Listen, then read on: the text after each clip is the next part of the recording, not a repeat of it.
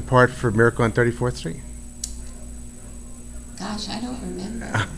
But I'm sure glad I did. That was a wonderful experience.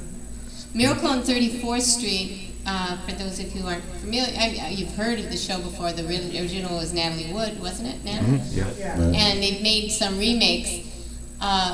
In '62, they did a live Thanksgiving special. It was actually on Friday night of Thanksgiving week in New York live. So my mom and I went to New York to do the show. It was wonderful. Orson Bean was in it. Mary Lynn Hayes and Ed Wynn. And we did the rehearsals, and the rehearsal was in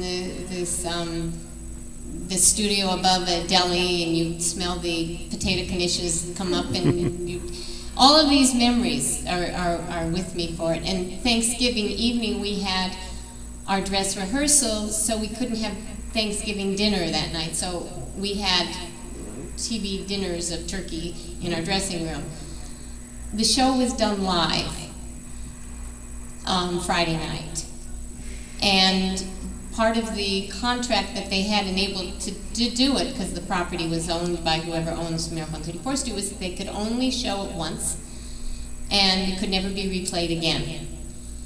They taped it on Kinney tape, which is a kind of tape that I guess doesn't last very long. And this was not the era of having a VCR at home. So I never saw it. You know, and okay, there's some other shows maybe I didn't saw, but I wanted to see that. I mean, this was Ed Wynn, this was Miracle on 34th Street. And I was at the Super Mega Show in Boston about 5 years ago, and a fan comes up to the, talk about coincidences again, fan comes up to the table, he says, wow, Susan Gordon, I didn't know you were going to be here.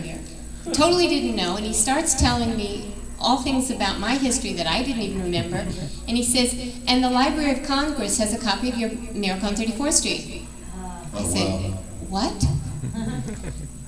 Somehow he does a lot of research there, and he found that the studio had given over a copy of the Kinney, and it was in the Library of Congress. He went ahead and with his, they know him there that well, got them to up to the priority as far as fixing it, rendering it, or whatever you do, restoring it. And he went to, and then he writes me that he went to see it on my birthday that year, and that they had made, he'd made arrangement, he would be the first one who would see it because of all that. And I was going to get to see it. I made a trip down to Washington, D.C., and I go to the Library of Congress, and they know I'm coming, and they, because it's in a room where you have to order it in advance, like, you know. Right. And they had that show and my 11th hour show.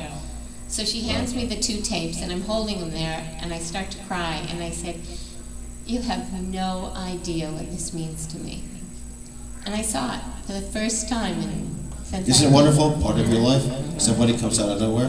Well, I think we're going to end this. Before we end this, I just want to say I'm very sorry you didn't get to meet Rod Serling. If you see that episode on the Sci-Fi Channel, you'll know it when you see Susan Young, and you'll see this guy named Ben.